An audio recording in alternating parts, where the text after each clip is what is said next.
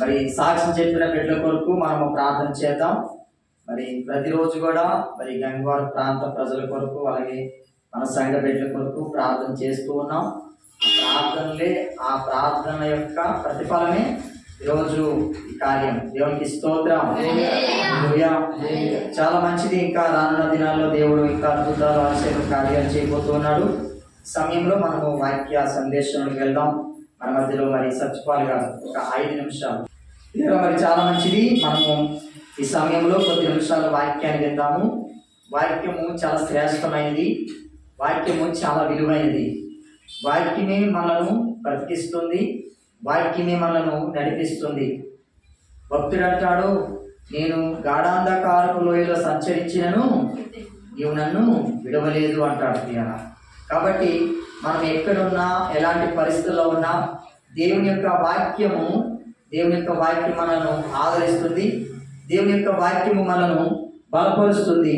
దేవుని యొక్క వాక్యం మనను సరిచేస్తుంది. మనుషుల మాటలు మనకు బాధ కలిగించవచ్చు, కానీ మనుషుల మాటలు మనము గాయపరచవచ్చు, కానీ దేవుని మాటలు మనను ఆదరించే మాటలండి. ఎందుకో తెలుసా? దేవుని మాటల్లో గొప్ప శక్తి ఉంది. ఇర్మియా గ్రంథంలో ఆయన ఏమంటాడంటే, నా మాట అగ్ని వంటిది కాదా, నా మాట బండను బద్దలు చేయ సుత్తి వంటిది కాదా అని దేవుడు తెలియజేస్తాడు ఇర్మియా గ్రంథంలో. దేవుని మాట గొప్ప శక్తివంతమైనది. రోజు ప్రపంచంలో అనేక మంది మార్చబడ్డారు, బాగుపడ్డారంటే కేవలం దేవుని యొక్క వాక్యం ద్వారానే అనేక మంది కుటుంబాలు కష్టపడ్డాయి. దేవుని యొక్క వాక్యం ద్వారానే అనేక జీవితాలు సరిచేయబడ్డాయి. అనేక మంది మార్చబడ్డారు. దేవుని వాక్యం మనకు ఎంతో అవసరం.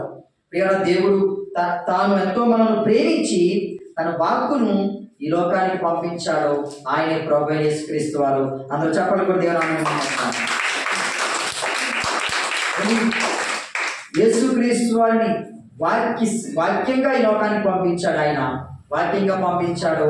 యేసుక్రీస్తు వారి ప్రియరా ఈ భూమి మీద జీవించినంత కాలము ఈ సమాజాన్ని మంచి మార్గం నడిపించి ఆయన వెళ్ళిపోతూ ఆయన మాటలు మనకు ఉంచి వెళ్ళాడు.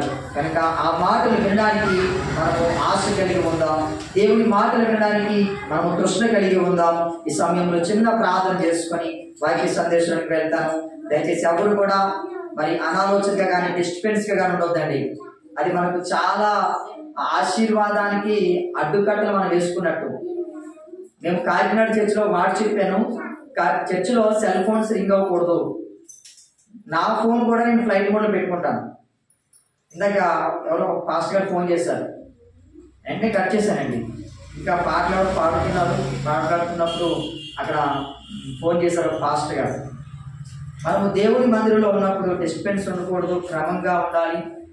శ్రద్ధగా దేవుని యొక్క వాక్యాన్ని వినాలి. దేవునికి మహిమ కలుగును గాక. హల్లెలూయా. శ్రద్ధగా దేవుని యొక్క వాక్యం విందాం. చిన్న ప్రార్థన చేసుకుందాం. దయగల తండ్రి, కృపగల దేవ, ఈ పరిశుద్ధమైన ఘనమైన నామానికి స్తోత్రాలు అయినా వందనం చెల్లిస్తూ ఉన్నాం తండ్రి. నిన్న నేడు నిరంతరము ఏకరీతిగా ఉన్న దేవుడు, ఇదిగో నాయన ఈ మధ్యాహ్న కాల సమయంలో నీ సన్నిధిలో ప్రభువా నిన్ను ఆరాధించే బిడ్డగా మమ్మల్ని జ్ఞాపకం చేసుకున్నాం. ఇదిగో తండ్రి, కూడి వచ్చిన బిడ్డను జ్ఞాపకం చేసుకోండి అయ్యా. ఇదిగో సాక్ష్యాలు చెప్పారు ఆయన. అయ్యా తండ్రి ప్రభువా, నేను మహిమపరుస్తూ సాక్ష్యం చెప్పారు. ఇదిగో నాయన వారి కుటుంబంలో ఉన్నటువంటి సమస్యలు బట్టి సాక్ష్యం చెప్పారు. దేవా, ఇదిగో ప్రతి ఒక్కరి సాక్ష్యాన్ని నువ్వు విన్నావు తండ్రి, నీకు స్తోత్రాలు ప్రభువా. ఇదిగో నువ్వు నమ్మదగిన దేవుడు నాయన. అయ్యా ఇదిగో నువ్వు తగిన కాలం ముందు ఇదిగో నువ్వు కార్యాలు చేస్తానని వాగ్దానం చేస్తావు నాయన, నీకు స్తోత్రాలు ప్రభువా. అయ్యా ఇదిగో సాక్ష్యం చెప్పిన బిడ్డలను మీరు జ్ఞాపకం చేసుకోండి. వాక్యం ద్వారా మీరు బలపరచండి నాయన, నీకు వందనాలు. వాక్యం ద్వారా ఆయన మీరు నిలబెట్టండి నాయన, నీకు స్తోత్రం. వాక్యం ద్వారా బిడ్డలను ఆశీర్వదించండి నాయన, నీకు స్తోత్రం నాయన. హల్లెలూయా. స్తోత్రం తండ్రి. దేవా, ఈ సమయంలో వాక్యాన్ని మేము ధ్యానిస్తూ ఉండగా మీ పరిశుద్ధాత్మ సహాయం ఈ స్థలంలో ఉండిగాక అని ప్రార్థన చేస్తున్నాను ప్రభా. వాక్యాన్ని వినకుండా అడ్డుపడుతున్న ప్రతి విధమైన సాతాను శక్తులను, అంధకార శక్తులను యేసునామములో బంధిస్తున్నాం నాయన ప్రభా. ఇదిగో మా ప్రాంత ప్రజల మీద, సంఘ బిడ్డల మీద ఏర్పడి చేస్తున్న ప్రతి విధమైన చీకటి శక్తులను యేసునామములో బంధిస్తున్నాం నాయన. అయ్యా ఇదిగో ఈ ప్రాంతం మీద నీ కాపుదల ఉండుగాక, ఈ ప్రాంతం మీద నీ వెలుగు ఉండుగాక, ఈ ప్రాంతం మీద మీ దీవెనలు కుమ్మరింపబడిన గాక, ఈ ప్రాంతం మీద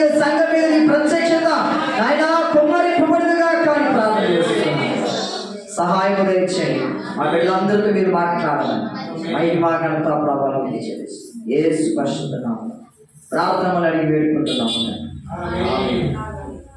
దేవుని నామానికి మహిమ కలుగును గాక. ప్రభువైన యేసుక్రీస్తు నామములో మీ అందరికీ నా వందనాలు తెలియజేస్తున్నాను. ప్రియరా, దేవుడు మరి కృపను బట్టి మీ మధ్యకు రావడానికి దేవుడు సహాయం చేశాడు. మరి కాకినాడ ప్రాంతం నుండి ఈ ప్రాంతానికి రావడానికి 40 కిలోమీటర్లు. మరి దేవుడు అది ఒక 2-3 కిలోమీటర్ల మాకు అనిపించేలా చేశాడండి. దేవుడికి స్తోత్రం కలుగును గాక. మరి అంత గొప్ప దేవుడు. కొంతమందికి చిన్న సమస్య కొండంత సమస్య కనబడుతుంది.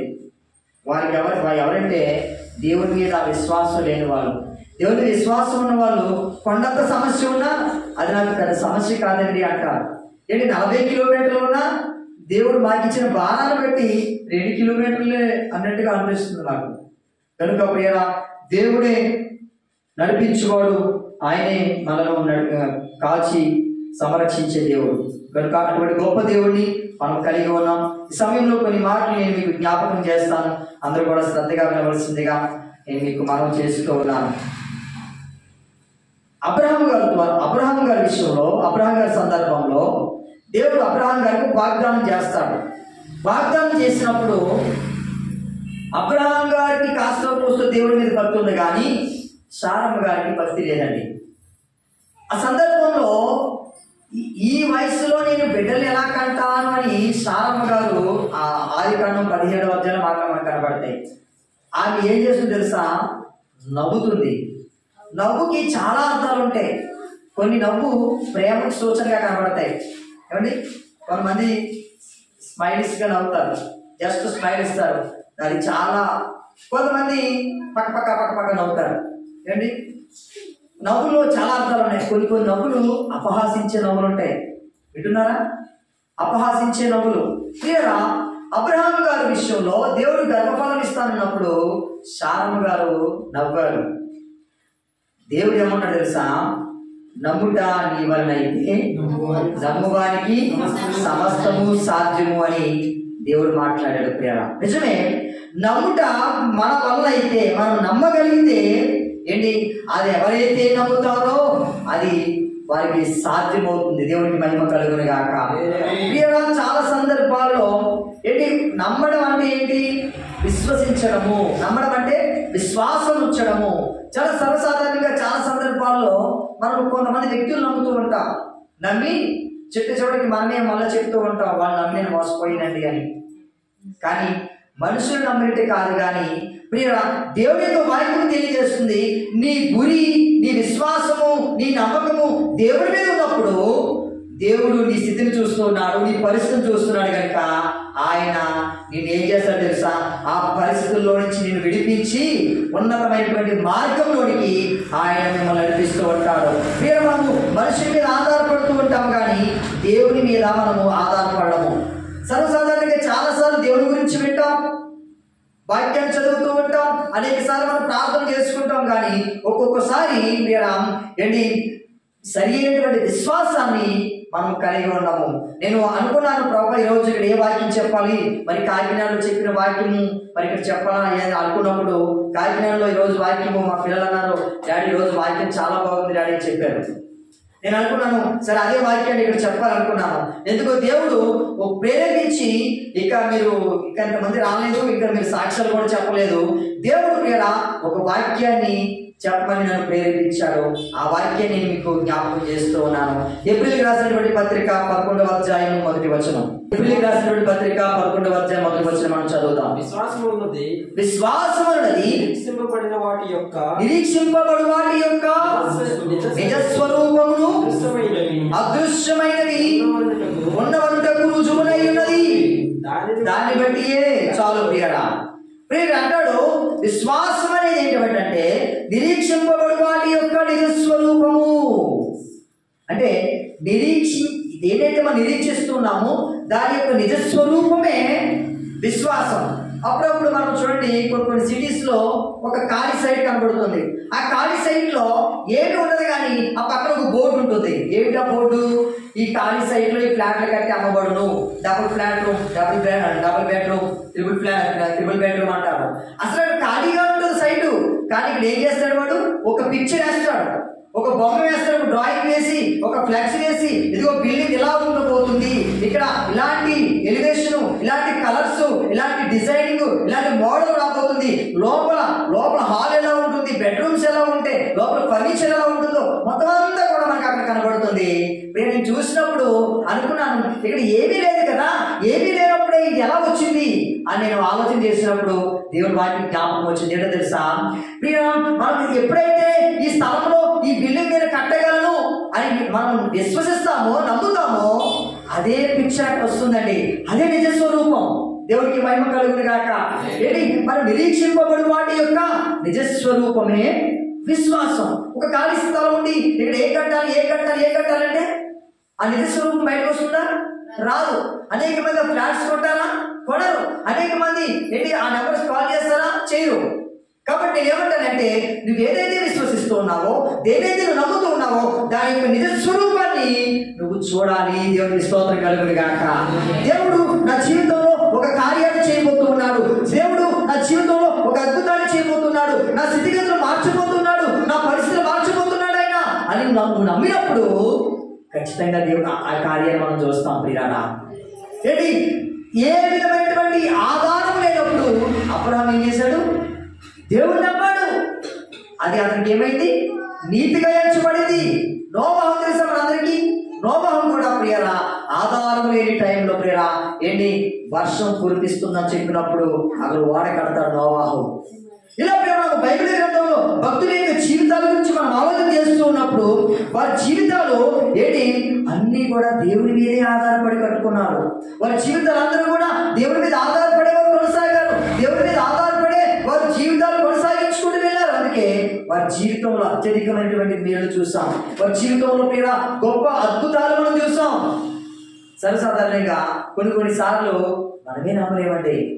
యేసుక్రీస్తు వారు ఒక ప్రాంతానికి వస్తారు, ప్రాంతానికి వచ్చిన తర్వాత ఏంటి ప్రభువా ఇప్పుడైతే ఏం ప్రయోజనం, ఇప్పుడైనా ప్రయోజనం లేదు, చనిపోయి 4 రోజులు అయిపోయింది, సమాధిలో పెట్టేశారు, పురుగులు పట్టేస్తున్నాయి, కప్పు కొడుతుంది ప్రభువా, మనం వెళ్ళవలసిన అవసరం లేదు ప్రభువా అంటారండి చాలా మంది.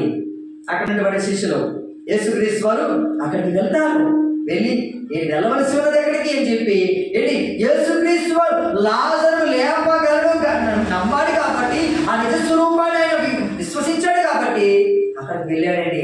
దేవుడికి స్తోత్రం కలుగును గాక. ప్రియరా, ఎప్పుడైతే మనము నమ్ముతామో, ఎప్పుడైతే మనం విశ్వసిస్తామో ఆ పని చేయడానికి మనం కోరుకుంటాం. మనకు విశ్వాసం లేదనుకోండి, మనం ఆ పని చేయడానికి కోరుకోం, ఆ పని చేయడానికి ముందడుగు వేయం. విశ్వాసం ఉంటేనే మనము పని ప్రారంభిస్తాము.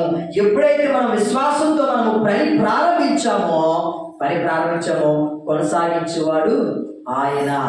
సర్వసాధారణంగా మనము ఏదైనా పెరట్లో ఒక మొక్క వేసుకుంటాం, మొక్క వేసుకున్న తర్వాత ఆ మొక్కకి ఏం కావాలి చెప్పండి? టకటకమని నీరు కావాలి, ఇంకా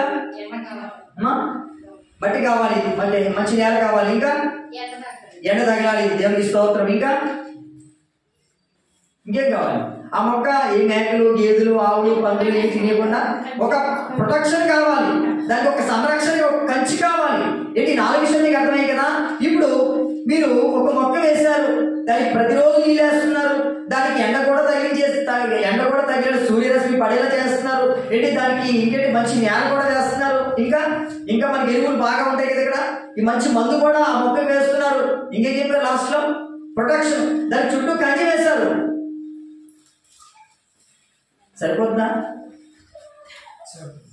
సరిపోదండి. ప్రియారా, ఏం కావాలంటే తిమోతి పత్రికలు అంటాడు, ఏమండి, దాన్ని ఫలింపజేసేవాడు ఆయన. దేవుడికి స్తోత్రం కలుగును గాక. మనం మొక్క వేస్తాం, నీరు వేస్తాం, సూర్యరశ్మి పడేలా చేస్తాం, దానికి ప్రొటెక్షన్ ఇస్తాం, కానీ కాయలు చేయగలమా? చేయలేము. కానీ దానికి కాయలు కాసేలా చేసేవాడు ఆయన. అందరు గట్టిగా చెప్పకూడదు. దేవుని నువ్వు విశ్వసించాలంటే, అయ్యో ఈ మొక్క పెరుగుతుంది, పెద్దదవుతుంది, దీనికి ఫలాలు వస్తాయి, నువ్వు విశ్వసించే కదా నీళ్ళు వేసావు, విశ్వసించే కదా దానికి ప్రొటెక్షన్ ఇచ్చావు, విశ్వసించే కదా మంచి ఎరువు వేసావు, మంచి మట్టి వేసావు. విశ్వాసం ఉంది కాబట్టి దేవుడు ఏం చేశాడని ఫలింపజేశాడు. మన జీవితంలో కూడా ప్రియరా, మనం ఏదైతే విశ్వాసంతో మనం పని ప్రారంభించినప్పుడు దాన్ని మనము ఏంటి కొనసాగించగలుగుతాం. దేవుడే కొనసాగించేస్తాడండి, మనం కొనసాగించాల్సినటువంటి అవసరం లేదు. మనం విశ్వాసంతో అడుగులు ముందుకు వేసినప్పుడు ఏంటి మనకి దేవుడు ఏం చేయాలి తెలుసా, అన్ని ఉన్నాయేమో అనుకుంటారండి. ఒక రోజు ఒక మీటింగ్ వెళ్ళాను. ఒక మీటింగ్ వెళ్ళి చక్కగా సూట్ వేసుకున్నాను, చక్కగా మీటింగ్ వెళ్ళాను, చక్కగా వాక్యాన్ని ప్రారంభిస్తూ ఉన్నాను. ఏంటి వాక్యం చెప్పిన తర్వాత నేను వాక్యం అయిపోయిన తర్వాత ఏంటి వాక్యంలో ఒక మాట జ్ఞాపకం చేశాను. వాళ్ళు అనుకున్నారట, అమ్మో మీరు చాలా పెద్ద ధనవంతుల కుటుంబంలో ఉన్నవారేమోనండి అనుకున్నామండి. మేము ఎప్పుడు చూసినా మీరు సూట్లు వేస్తారు కదా, ఎప్పుడు చూసినా మీరు రిచ్గా కనబడతారు కదా, అమ్మ మీరు చాలా ధనికుల కుటుంబంలో పుట్టినవారేమో అనుకున్నామండి అన్నారండి. నేనంటాను, అది నా గొప్పతనం కాదండి, దేవుడు 10 మందికి అలా చూపించే చేస్తాడు.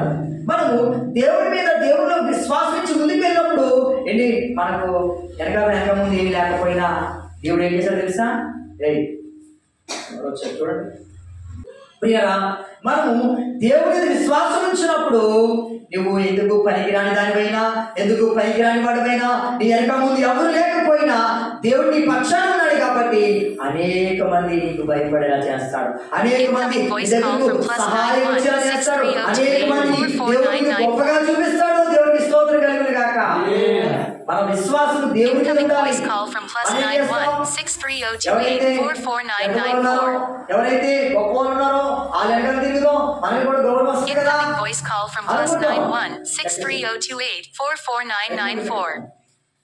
ప్రియరా, సర్వసాధారణంగా మనం ఏం చేస్తామంటే ఎవరైనా పెద్ద వెనకాల తిరిగితే నాకు గౌరవం వస్తుందేమో, పెద్ద వాళ్ళ వెనకాల తిరిగితే నాకు గుర్తింపు వస్తుందేమో అనుకుంటాం. నేనంటాను, నువ్వు ఎవరి వెనకాల తిరగాల్సినటువంటి అవసరం లేదు, ఎవరి మీద అంత ఆధారపడవలసినటువంటి అవసరం లేదు. దేవుడు కలిగి ఉన్నావు, నిజమైన దేవుడి దగ్గరికి వచ్చావు, ఆయన విశ్వాసం ఉంచితే దేవుడు నిన్నే ప్రయోజకురాలుగా చేస్తాడు, నిన్నే ఒక ప్రయోజకుడిగా చేస్తాడు. అనేక మందికి నీ ద్వారానే మేలు పొందుకెళ్ళ చేస్తాడు, అనేక మందికి నీ ద్వారానే ఆశీర్వాదాలు చేస్తాడు. దేవుడికి స్తోత్రం కలుగును గాక. అనేక మంది ప్రియరా నీ దగ్గరికి వస్తారు, సహాయం కోసం సహాయం అడుగుతారు. ఈరోజు చూడండి, అప్పుడప్పుడు మనకు కొన్ని విషయాలు తెలుసు, మనకి జ్ఞాపకం చేస్తాను. మర్రి చెట్టు తెలుసా మనకి? మర్రి చెట్టు దేనికి ఉపయోగపడుతుంది? దానివల్ల ప్రయోజనం ఏంటి? మనం అనుకుంటాం దానివల్ల ఏం ప్రయోజనం లేదని అనుకుంటాం. ఏం ప్రయోజనం లేదు, కానీ ఒక మాట జ్ఞాపకం చేస్తాను. దాని మీద అనేక పక్షులు వచ్చి వాళ్తాయండి. దేవుడికి స్తోత్రం కలుగును గాక. మర్రి చెట్టు అనేకమైన పక్షులు ఏంటి, గాలి వచ్చినప్పుడు, వర్షం వచ్చినప్పుడు ఈ పక్షులు ఎక్కడికి వెళ్తాయి? మర్రి చెట్లు ఎదుర్కొంటాయట. అరటి చెట్లు ఎదుర్కొంటాయా? ఎదుర్కో. కొబ్బరి చెట్టు ఎదుర్కొంటాయా?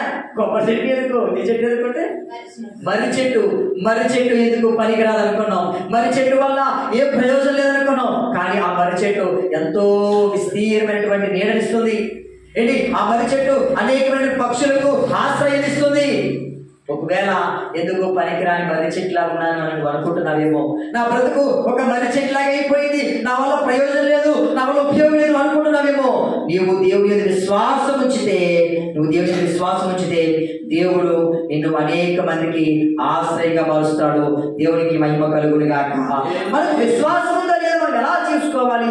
అసలే విశ్వాసురాలనా, అసలు నాలో విశ్వాసం ఉందంటారని మీరు మనం ఏం చేసుకోవాలి తెలుసా? పరీక్షించుకుంటూ ఉండాలి. అమ్మ చెప్తారు కానీ మనకు విశ్వాసం ఉందో లేదో, మనకు దేవుడి యందు నిరీక్షణ కలిగి ఉన్నామో లేదో, మనం దేవుడి యందు నమ్మిక ఉంచుతున్నామో లేదో, దేవుడి యొక్క వాక్యాన్ని మనం వింటున్నామో లేదో మనకు ఎలా అర్థమవుతుంది? ఏమన్నా కనబడుతుందా? మీకు జ్వరం వచ్చింది అనుకోండి, డాక్టర్ గారి దగ్గరికి వెళ్తాం. డాక్టర్ గారు ఏం చేస్తాడు? నోరు తెరమ్మా అంటాడు. అంటాం, అబ్బబ్బ కప్పు వచ్చేస్తున్నామని నోరు అని దూరంగా పెట్టి ఏం చేస్తాడు? నోట్లు ఏం పెడతాడు? థర్మామీటర్ పెడతాడు. ఒక 2-3 నిమిషాల తర్వాత తీస్తాడు, ఇలా చూస్తాడు. అమ్మా నీకు జ్వరం చాలా ఎక్కువ ఉందమ్మా అంటాడు. అంటే జ్వరం ఎంత ఉందో తెలుసుకునేటువంటి ఒక పరికరం ఉంది, థర్మామీటర్ ఉంది. బీపీ ఎక్కువైపోయింది పాస్టర్ గారు, డాక్టర్ గారు వెంటనే వెనక్కి దిగమంటాడు, ముందుకు దిగమంటాడు. తిరుగుతావు, అలా తిరుగుతావు, ఇలా తిరుగుతావు. ఏం చేస్తాడు? చెవులో పెట్టుకొని ఏంటిది? స్టెథోస్కోప్ పెట్టుకొని ఎక్కడ పెడతాడు. మొత్తం బీపీ అంతా చూస్తాడు. అమ్మా బాగానే ఉందమ్మా, నీ గుండె బాగానే కొట్టుకుంటుంది, నువ్వే కంగారు పడిపోతున్నావమ్మా, బీపీ ఏమీ లేదమ్మా, నీకు బాగానే ఉంది. ఎందుకు బీపీ ఉందని బీపీ చేసుకుంటావు? కొంతమందికి ఇది ఒక రోగం అండి. బాగానే ఉంటారు, నాకు ఏదో అయిపోతుందండి, నాకు ఎలాగ అయిపోతుందండి, ఉత్తరే ఏం కాదు. అలా అనుకోవడం వల్ల అలాంటి రోగాలు వస్తుంటాయండి కొంతమందికి. ప్రియరా ఏంటి, మన గుండె ఎలా కొట్టుకుంటుందో కనిపెట్టే పరికరం ఉంది, స్టెథోస్కోప్. ఇది ఎక్కడ పడిపోయినప్పుడు కాలు పైన చెయ్యి ఏం చేస్తారు? ఎక్స్రే చేస్తారు. అది వంగిపోయినా ఇటు తిరిగిన అటైనా కూడా అంటే స్కానింగ్ లో మనకు తెలిసిపోతుంది. ఇంకా సిటీ స్కాన్, ఎంఆర్ఐ స్కాన్ మనకి ఎన్ని ఉన్నాయో ఏంటి. కంటికి సంబంధించిన పరీక్షలు ఉన్నాయి, ముక్కుకు సంబంధించిన పరీక్షలు ఉన్నాయి, ఏంటి ఈ తలకు సంబంధించిన పరీక్షలు ఉన్నాయి, ఎన్నో టెస్టులు. అన్ని టెస్టుల వల్ల అన్ని మనకు తెలిసిపోతున్నాయి. కానీ నీలో విశ్వాసం ఉందో లేదో తెలుసుకోవడానికి ఏ పరికరాన్ని ఉపయోగిస్తాం? ఏ పరికరం ద్వారా విశ్వాసాన్ని మనం కనిపెట్టగలము? ఏ పరికరం ద్వారా నీలో ఎంత విశ్వాసం ఉందో మనం చూడగలము? కొలతలు వేయగలమా? కొలతలు వేయగలమా? ప్రియరా, ఏదో లీటర్లో కొలవగలమా?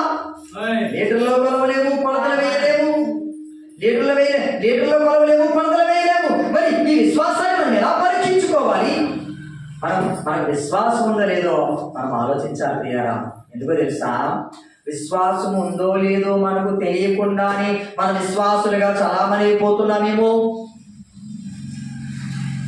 పేరుకు మాత్రమే విశ్వాసులు అనేకులు. ఇక్కడ మంచి పాట రాశారండి.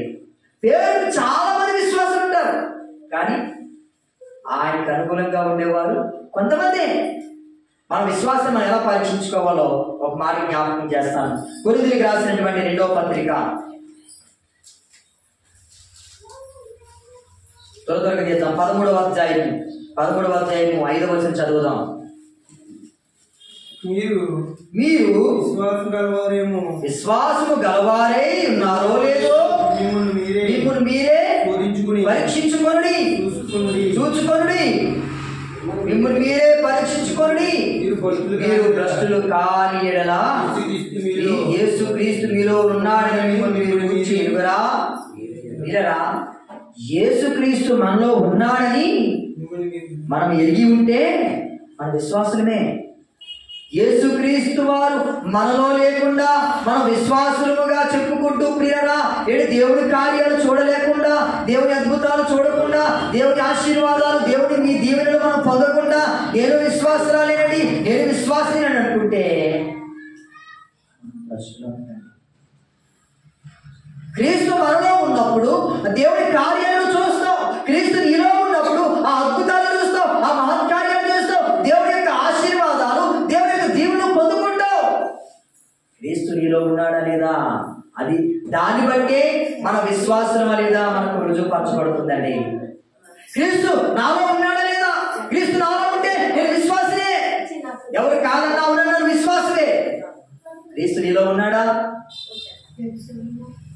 ప్రియరా, ఆయన మాటలు నీలో ఉండాలి. రోమపత్రికలో మంచి మాటలు కనబడతాయి. రోమపత్రిక 10వ అధ్యాయం 17వ వచనం చదువుదాం. ఈ క్రీస్తు మనలోకి ఎలా వస్తాడంటే వినుట వలన విశ్వాసము కలుగును. వినుట క్రీస్తును గూర్చిన మాట వలన కలుగును. దేవుడికి మహిమ కలుగును గాక. హల్లెలూయా. వినుట వలన విశ్వాసం కలుగుతుంది. వినుట క్రీస్తును గూర్చిన మాట వలన కలుగుతుంది. ఏమిటి? క్రీస్తు మనలో ఉండాలి. రెండవది, క్రీస్తు మాట మనలో ఉండాలి. మనలో ఏమున్నాయి? మనలో ఏమున్నాయి ప్రియరా? మన హృదయంలో ఏముంది? మన హృదయంలో క్రీస్తుకు చోటు ఉందా? మన హృదయంలో క్రీస్తు మాటలు ఉన్నాయా? మన హృదయంలో ప్రియరా క్రీస్తు ఏంటి మాటలు ఉన్నప్పుడు మనము విశ్వాసులుగా పిలువబడతాం. విశ్వాసులుగా నువ్వు పిలువబడ్డావంటే దేవుని ఆశీర్వాదాలు, దేవుని అన్ని నీవే. దేవునికి మహిమ కలుగును గాక. అంటే చాలా మంది వినడానికి ఇష్టపడరండి. విశ్వాసం ఎలా కలుగుతుంది? ఎవరిని అడిగినా వినుట వలన అందరూ చెప్పండి. వినుట వలన, నేను చెప్పినట్టు చెప్పండి. వినుట వలన విశ్వాసం కలుగుతుంది.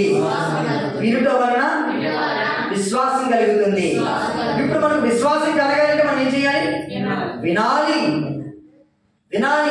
ఏం వినాలి? దేవుని గూర్చిన మాట వినాలి. క్రీస్తుని గూర్చిన మాట వినాలి. ఈరోజు క్రీస్తుని మాటలు వింటున్నారా? ఆ మాటలు కొంతమందికి అర్థం కావు. ఆ మాటలు కొంతమంది వినడానికి ఇష్టపడరు. ఆ మాటలు మాకు వద్దండి, మాకు అవసరం లేదండి. వేరా క్రీస్తు మాటలే మనం వద్దనుకుంటే క్రీస్తు మన హృదయంలోకి ఎలా వస్తాడు? క్రీస్తు మన హృదయంలో రాకపోతే మన విశ్వాసం ఎలా అవుతాం? మన విశ్వాసం కాకపోతే దేవుని ఆశీర్వాదం ఎలా పొందుకుంటాం? ఒకదానికి ఒకదానికొకటి లింకు ప్రియులారా. ఇదేమవుతుంది, నేను క్రీస్తు మాట్లాడలేదండి, క్రీస్తు నా హృదయంలో ఉండాల్సిన అవసరం లేదండి, నేను విశ్వాసం అవసరం లేదండి, కానీ నాకు ఉన్నటువంటి బాధలన్నీ పోవాలండి పాస్టర్ గారు, నాకు ఉన్నటువంటి సమస్యలన్నీ తొలగిపోవాలండి, ఇదిగో నేను దీవించబడాలి అంటే మనం అవివేకం అయిపోతుందండి. ముందు మనం ఏం చేయాలి, ఈ క్రీస్తుని కూర్చిన మాట వినాలి, వినడానికి కష్టపడాలి. ఎంత కష్టం అండి కూర్చొని వినాలంటే, కష్టమే కదా. ఏంటి, 1 గంట సేపు దేవుని సన్నిధిలో కూర్చొని వాక్యం వినాలంటే చాలా కష్టం. ఇంటి దగ్గర ఏం జరుగుతుందో, అమ్మో మరి గ్యాస్ మీద ఏం పెట్టాను, అమ్మో ఇంట్లో ఎల్లి వచ్చిందో పిల్లి వచ్చిందో, అమ్మో అక్కడ అది పెట్టేశాను, గ్యాస్ ఆఫ్ చేసేది లేదు, ఇంటికి ఎవరు వచ్చారు చుట్టాలు వచ్చారు లేదు, ఈ మైండ్ అంతా తిరుగుతూ ఉంటుంది. నేనంటాను అలా తిరిగి కూర్చుంటే ప్రయోజనం లేదు. మనం దేవుని సన్నిధిలో వాక్యం వినడానికి కూర్చోవాలి. దేవుని వాక్యం కొరకు ఎదురు చూసేవారిగా మనం ఉండాలి. దేవుడు నాతో ఏం మాట్లాడబోతున్నాడు, దేవుడు నా జీవితం ఏడు కార్యాలు చేయబోతున్నాడు విశ్వాసంతో మనం కూర్చున్నప్పుడు, నువ్వు ఇంటి దగ్గర గ్యాస్ కట్టకుండా వచ్చేసినా దేవుడిని నాకు ఆపేస్తాడండి. దేవుడికి స్తోత్రం కలుగుగాక. ఏంటి, ఒకవేళ ఇంటికి ఎవరైనా చుట్టాలు వచ్చినా ఆ టైం వచ్చే వరకు మళ్ళీ వెయిట్ చేస్తారు, లేదా వేరే పని అప్పగించారు దేవుడు. నా బిడ్డకి వాక్యం పెట్టదు, ఈ లోపల వాళ్ళకి పలానా ప్లేస్కి వెళ్ళా దేవుడు చెప్పేస్తాడండి. అక్కడ మనం దేవుడి మీద ఆధారపడినప్పుడు ఆయన ఏం చేయాలి తెలుసా, మార్గములను సరళము చేస్తాడు. ఆయన మార్గం సరళం చేస్తాడు. వినడానికి ఇష్టపడాలండి. వినడానికి ఇష్టపడకపోతే క్రీస్తు మనలోనికి రాడు. క్రీస్తు మనలోనికి రావాలి. క్రీస్తు మనలోనికి ఎలా వస్తాడు, వాక్యం వినడం ద్వారా వస్తాడు. వాక్యం వింటే ఏంటి, మనం ఫలిస్తాం. వాక్యం వింటే ఆశీర్వదించబడతాం. ఏంటి, ఇంకా క్రీస్తు లేని హృదయాలు ఎన్నున్నాయి. క్రీస్తు ప్రతి ఒక్కరి హృదయంలో ఉన్నారు. ఆయన తెలుసా, సమస్త భారం మోసుకున్న సమస్యలారా, ప్రయాసపడి భారం మోసుకున్న సమస్యలారా, ఎందుకు రేటయ్యా నేను మీకు విశ్రాంతి కలిగి చేస్తాను అని ఆయన ఆహ్వానిస్తూ ఉన్నాడు. ఆయన మన హృదయంలో ఆయన స్థానాన్ని కోరుకుంటున్నాడు. పేర మన మేడలు మెద్దెలు బంగారాలు ఏమీ అవసరం లేదు, కానీ నీ హృదయాన్ని దేవుడికి ఇస్తే చాలు. నీ హృదయంలో ఆయన మాటలు ఉంటే చాలు. ఏంటి, యోహాను సువార్తలో ఆయన ఏమంటాడు తెలుసా, నేను గొర్రెలకు మంచి కాపరిని, నా గొర్రెలు నా మాట వినును అని చెప్తాడండి. నన్ను వెంబడిస్తే నా మాట వింటే నేను వారికి కాపరిగా ఉన్నానంటాడు. కనుక మనం దేవుని యొక్క వాక్యాన్ని వినేవారుగా ఉండాలి. వినడానికి కొంత కష్టమే ప్రియారా, కష్టమే, కానీ మనం తట్టుకోవాలి, వినాలి, కూర్చోవాలి, ప్రయాసపడాలి. ఎన్నో పనులు ఉంటాయి, ఎన్నో ఇబ్బందులు ఉంటాయి, ఎన్నో కార్యక్రమాలు ఉంటాయి. వాటన్నింటినీ కూడా మనం పక్కన పెట్టి దేవుని యొక్క వాక్యాన్ని వినడానికి మనం ఇష్టపడి ముందుకు రావాలి. ఆఖరిగా ముగించేస్తాను, ఒక 5 లేదా 10 నిమిషాలు. ద్వితీయోపదేశకాండం 1వ అధ్యాయం 13వ వచనం 33వ వచనం చదువుదాం.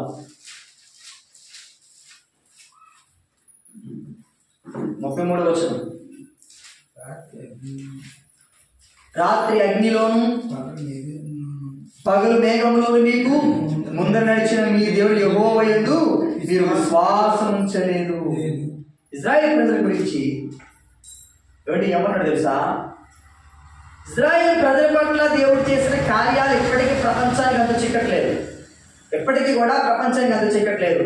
ఎర్ర సముద్రం 2 పాయలు అయిపోవడం ఏంటి, ఎవరి వల్ల సాధ్యం కాదు.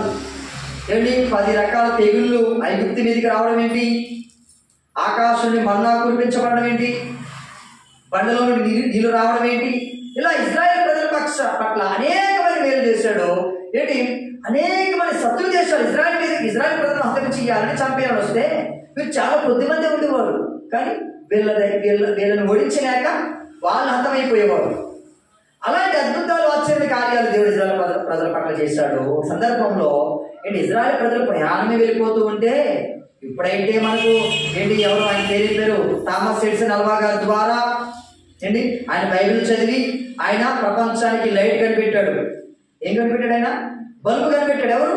ఒక సైంటిస్ట్ థామస్ ఎడిసన్ అల్వా. ఆయన ఒక క్రైస్తవుడు. దేవుడి యొక్క వాక్యాన్ని చదివి ఈ వెలుగు అనేది ఉందా, అసలు వెలుగు రాత్రుల్లో కూడా వెలుగు ఉంటుందా అనేటువంటి ఆలోచన వాక్యం చదవడం వచ్చిందంటే ఆయనకి. ఆయన ద్వారా ఈరోజు మనం చక్కగా ట్యూబ్లైట్లు వేసుకుంటున్నాం. బెడ్రూమ్లో లైటు, హాల్లో లైటు, ఇంకా డిజైన్ రకరకాల లైట్స్, ఇంకో కొన్ని ప్రాంతాల్లో ఏంటి రాత్రులు కూడా పగలు చేస్తున్నారు. ఏంటి ఫంక్షన్స్కి వెళ్తాం ఏమంటే అమ్మో ఎంత వెలుగో కలకలకలాడుతూ ఉంటాయి లైటింగ్స్. క్రిస్మస్ కదా, మరి మనం కూడా లైటింగ్స్ పెడుతూ ఉంటాం, మంచిదే. కానీ నేను ఏమంటానంటే ఇప్పుడు లైటింగ్స్ ఉన్నాయి కానీ ఒకప్పుడు లైటింగ్ లేవు. ఒకప్పుడు కటిక చీకటి. ఒకప్పుడు ఇదే రోడ్లు ఎదురు బండి వెళ్ళేవండి. ఇప్పుడు రోడ్డు ఉండబట్టి రై రై రై మన కార్లు బస్సులు వ్యాన్లు అన్నీ వెళ్ళిపోతున్నాయి. ఒకప్పుడు ఏం వెళ్ళేవి ఈ రోడ్ల నుంచి ఎదురు బండి వెళ్ళేవి. ఎలా వెళ్ళేవి? లాంతాలు పట్టుకునేవారు. లాంతాలు పట్టుకుని ఏంటి మీ ఇళ్ళలో లాంతాలు లేవా? మీ ఇళ్ళలో ఏంటి మీరు పుట్టినప్పటి నుంచి మీరు కరెంట్ చూస్తారా? లేదు కదా. ఏమిటి ఒకప్పుడు కటికమైన చీకటి, కానీ కొన్ని వేల సంవత్సరాల క్రితం వెళ్తే ఎంత కటికమైనటువంటి చీకటి ఉండేదో ఒకసారి ఆలోచన చేయండి. అంటే ఆ టైంలో ఇజ్రాయెల్ ప్రజలు ప్రయాణం వెళ్ళిపోతూ ఉన్నప్పుడు దేవుడు ఏంటి రాత్రిని ఏంటి వెలుగుగా చేశాడటండి. వెన్నెలు కురిపించాడట. ఏంటి ఆ యొక్క పరలోక యొక్క ఆకాశం నుండి ఏంటి పగలు మేఘ స్తంభముగా, రాత్రి మేఘ స్తంభముగా అయినా ఏంటి వెలుగునిచ్చాడు ఆయన. ఏంటి ఈ పగలు ప్రయాణం వెళ్ళిపోతూ ఉన్నప్పుడు ఈ అరణ్యంలో ఎంత వేడి ఉంటుంది, ఎంత వేడి ఉంటుంది, చాలా వేడి ఉంటుంది అరణ్యంలో. అలాంటి అరణ్యంలో దేవుడు వారికి మేఘ స్తంభముగా నిలిచి వారిని నడిపించాడు. ఎన్ని అద్భుతాలు చేశాడంటే ఆయన. అలాంటి దేవుడి మీద వారు ఏం చేయలేదట? విశ్వాసం ఉంచలేదు. అందుకే 10 రోజుల్లో వెళ్ళవలసినటువంటి కనాను ప్రాంతానికి ఎన్ని సంవత్సరాలు? 400 సంవత్సరాలు పట్టింది. ఎన్ని సంవత్సరాలు? 10 రోజుల్లో వెళ్ళవలసినటువంటి ఒక ప్రయాణాన్ని 400 సంవత్సరాలు పట్టింది. ఎందుకు తెలుసా? వారు విశ్వాసం ఉంచలేదు. ప్రియరా, మనం అన్ని ఉన్నప్పుడే దేవుడి ఆశీర్వాదాలు అనుభవించాలి. అన్ని ఉన్నప్పుడే దేవుడు మేలు పొందుకోవాలి తప్ప వృద్ధాప్యం తర్వాత నువ్వు మేలు పొందుకుంటే ప్రయోజనం ఏంటి? వృద్ధాప్యం తర్వాత ఏంటి ఆశీర్వాదం చూస్తే ప్రయోజనం ఏంటి? నేనేమంటానంటే నువ్వు అన్ని ఉన్నప్పుడే దేవుని ఆశీర్వాదాలు చూడాలి. దేవుడికి స్తోత్రం కలుగును గాక. అన్ని ఉన్నప్పుడే దేవుని మేలు పొందుకోవాలి. పొందుకోవాలి ఏం చేయాలి? విశ్వాసం ఉంచాలి. విశ్వాసం ఉంచాలి ప్రియరా. విశ్వాసం ఉంచినప్పుడు దేవుడు నీ జీవితంలో గొప్ప కార్యం చేస్తాడు. మార్కు సువార్త 11:22 త్వరగా తీద్దాం. మార్కు సువార్త 11:22.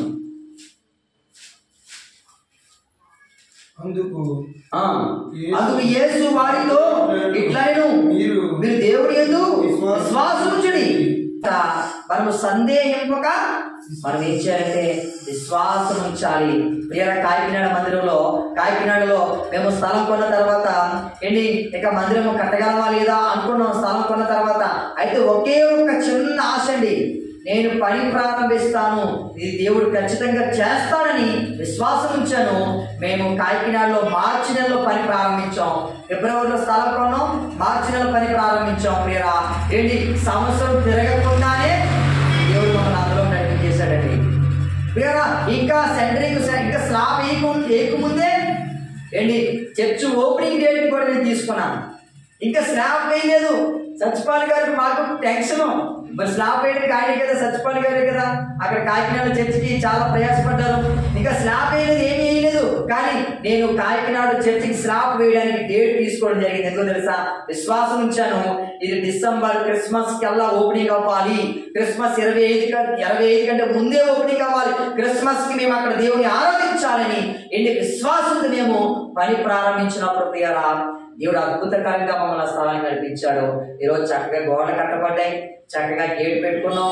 ఇంకా కిటికీలు తలుపులు అయితే లేవు, కానీ చక్కగా మేము ఆరాధన చేసుకోవడానికి చక్కటి ఫ్యాన్లు ఉన్నాయి, లైటింగ్ ఉంది, కరెంట్ వేసుకున్నాం, అన్ని చక్కగా ఉన్నాయి. కదా దేవుడు ఎంత గొప్ప అద్భుతాన్ని చేశాడు తెలుసా? మన జీవితంలో మనం ఊహించలేము. ఆయన ఎవరికి తెలుసా? ఊహించుకోవడానికంటే నీవు అత్యధికమైనటువంటి మేలు చూస్తావు. చూడ, ఊహించు వాటన్నిటికంటేను అడుగు వాటన్నిటికంటేను అధికమైన మేలు చూస్తామని ఏంటి మనము ఊహించిన వాటికంటేను అడుగు వాటన్నిటికంటేను దేవుడి దగ్గర అత్యధికమైనటువంటి మేలు మనం పొందుకుంటాం. ఎప్పుడంటే మనము విశ్వాసం ఉంచినప్పుడు. ప్రియరా, చాలా సందర్భాల్లో ఏంటి మన విశ్వాసాన్ని బట్టి మన జీవితంలో కార్యాలు జరుగుతాయి. మన విశ్వాసాన్ని బట్టి దేవుడు మన పట్ల మేలు చేస్తాడు. అంతేగాని నాకు విశ్వాసం అవసరం లేదండి, నాకు విశ్వాసం లేదండి, నాకు ఇలా జరగాలి అలా జరగాలంటే ప్రియరా, ఇందాక మనం చదువుకున్నాం కదా, మనము భ్రష్టులం అయిపోతామట. మనం ఏం చేయాలి తెలుసా? విశ్వాసం ఉంచాలి, విశ్వాసం ఉంచాలి. నా ప్రభు ఇది చేస్తాడు, నా ప్రభు నా జీవితంలో ఈ మేలు చేస్తాడు, నా ప్రభు నా జీవితంలో ఈ కార్యాన్ని చేస్తాడు, నేను నమ్ముతూ ఉన్నాను, నా ప్రభుకి అసాధ్యమైనది ఏమీ లేదు, నా ప్రభుకి సమస్తము సాధ్యమే అని నువ్వు విశ్వసించినప్పుడు, నువ్వు నమ్మినప్పుడు దేవుడి పట్ల కార్యం చేస్తాడు ప్రియారా. దేవుడి పట్ల అద్భుతాన్ని చేస్తాడు. ఏంటి, ఇంచుమించుగా కాకినాడలో మేము స్థలం కొని చర్చి కట్టడానికి ఎన్ని లక్షలు అయింది తెలుసా? 9 లక్షలు అయింది. ఎంత అప్పు చేశానంటే 2 లక్షలు అప్పు చేశానండి. 2 లక్షలు అప్పు చేశాను. ఏంటి, 9 లక్షల రూపాయలు దేవుడు చక్కగా ఒక్క రూపాయి కూడా లేదు నా దగ్గర. ఫస్ట్ స్థలం కొనడానికి కూడా 1,00,000 రూపాయలు అప్పు చేశాం. స్థలం కూడా 1,00,000 రూపాయలు అప్పు చేసాం. 4 లక్షల రూపాయల స్థలాన్ని 1,00,000 రూపాయలకి అనుకుంటారా? 4 లక్షల రూపాయల స్థలం. ఏంటి, అసలు వాళ్ళు రూపాయి అరువు ఉండనారండి. దేవుడు అలా మార్చుకుంటూ మార్చుకుంటూ మార్చుకుంటూ వచ్చాడు. మళ్ళా ఇంకొక 1,00,000 ఇచ్చేసిన తర్వాత మళ్ళీ ఇంకో 1,00,000కి అప్పుడు కూడా ఇంకొక 1,00,000 అప్పు చేశాను. ఆ స్థలం కొనడానికే 2 లక్షలు అప్పు చేశాను తప్ప ఏంటి ఆ మందిరం కట్టడానికి రూపాయి దేవుడు అప్పు చేయడం లేదు. అడిగాడు, చెప్పాడు ఆయన. నేను చాలా మంది అడిగాను, మందిరం కట్టుకుంటున్నామండి సహాయం చేయండి అని కొంతమంది దగ్గరికి వెళ్ళి అడిగాను. కానీ దేవుడు ఏం చెప్పాడు తెలుసా? నువ్వు ఎవరిని అడగొద్దు, నీకు మందిరాన్ని కట్టించేది నేను కట్టించే వరకు నువ్వు వేచి చూడని చెప్పినప్పుడు నేను నా భార్య ఇద్దరు కూడా కలిసి సుగుణ ఇదిగో దేవుడు ఇంకెవరిని అడగొద్దు అన్నాడు, ఇక నేను ఎవరిని అడగను, ప్రార్థన చేద్దాం, విశ్వాసం ప్రార్థన చేద్దాం, దేవుడు తన చిత్తాన్ని జరిగిస్తాడు, తన పని కాబట్టి దేవుడే జరిగించుకుంటాడు, మనకేంటి మేము అనుకుని నిర్ణయించుకున్నప్పుడు ఏంటి ఎవరిని అడగడం మానేసామండి. దేవుడే అద్భుతకరంగా అక్కడ మందిరాన్ని కట్టించేశాడు. దేవునికి స్తోత్రం కలిగింది కాక. ఎవరిని ఒక్క రూపాయి కూడా అడగకుండా ఇక్కడ ఈ గంగవరం ప్రాంతానికి సంబంధించినటువంటి దగ్గరలోనే గొల్లపాలెం అనే ఊర్లో నేను ఒక పాస్టర్ గారు కూడా వచ్చి సాయం చేశారండి. దేవుని మీద మనం విశ్వాసం ఉంచినప్పుడు దేవుడు మనం ఊహించే వాటన్నిటికంటేను అడుగు వాటన్నిటికంటేను అత్యధికమైనటువంటి మేలుడు దేవుడు మన పట్ల చేస్తాడు. దేవుడు మన జీవితంలో అత్యధికమైనటువంటి మేలు చేస్తాడండి. మనం ఆయన మీద విశ్వాసం ఉంచాలి. విశ్వాసము వినడం వల్ల కలుగుతుంది, వినడం అనేది క్రీస్తు మాట వల్ల కలుగుతుంది. అంటే క్రీస్తు మనలో ఉండాలి, ఆయన మాట మనలో ఉండాలి, అప్పుడు మనకు విశ్వాసం కలుగుతుంది. ఎప్పుడైతే నీకు విశ్వాసం కలిగిందో దేవుని కార్యాన్ని చూస్తావు, దేవుని అద్భుతాన్ని చూస్తావు. నువ్వు ఊహించిన వాటికంటే దేవుడు ఏంటి అత్యధికంగా నీ పట్ల కార్యం చేస్తాడు. నువ్వు ఆశ్చర్యపోతావు. నేను ఇలా జరుగుతుంది అనుకోలేదండి, నా దేవుడు నా పట్ల ఇలాంటి మేలు చేస్తాను ఊహించలేదండి, దేవుడు నా పట్ల మేలు చేశాడండి, నువ్వే సాక్ష్యం ఇస్తావు. కనుక ప్రియరా, మనం విశ్వాసం ఉంచుదాం, విశ్వాసులుగా ఉందాం. దేవుడు ఈ మాటలు మనందరి హృదయాల్లో ఫలింపజేయునుగాక. ఆమేన్. ఇది మొదలుకొని పరిపూర్ణమైనటువంటి విశ్వాసము కలిగిన వారి వలె మనము జీవించుదుముగాక. విశ్వాసము ద్వారానే గొప్ప కార్యాలు మనము చూదుముగాక. విశ్వాసము ద్వారానే అత్యధికమైన మేలు మనము అనుభవించుదుముగాక. విశ్వాసము ద్వారానే మనము దేవుని కార్యాలు రుచి చూచుదుముగాక. దేవుని మాట మన హృదయంలో నాటబడునుగాక. దేవుని మాట మన హృదయంలో స్థిరపడునుగాక. మన హృదయంలో దేవుడు క్రీస్తు కొలువైయుండులాగున మన హృదయంలో దేవుని మాటలు స్థిరపడులాగున దేవుడే గొప్ప కార్యం జరిగించునుగాక. సమయంలో మనం